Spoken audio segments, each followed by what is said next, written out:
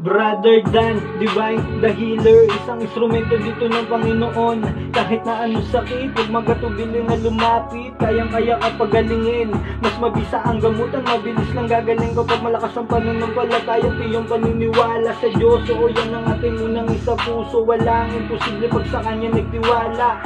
Di po kita binibiro, dito mo mararanasan paano magkaroon ng himala. Physical o spiritual na sakit, kahit ganong kalala, huwag ka pong mag-alala, si Bro Dan na po ang bahala. Nagbabahagi din ng karunungan, nagkaalaman na matuturing kayaman ng dasal na Latin na pananggala at gabay na pangontra para sa iyong kaligtasan. Pagpalang gabi po sa inyo lahat mga kapatid. Narito po muli ang inyong lingkod, Brother Dan, upang magbagi sa inyo ng munting kalaman patungkol sa orasyon Pantago General. Narito po ang orasyon.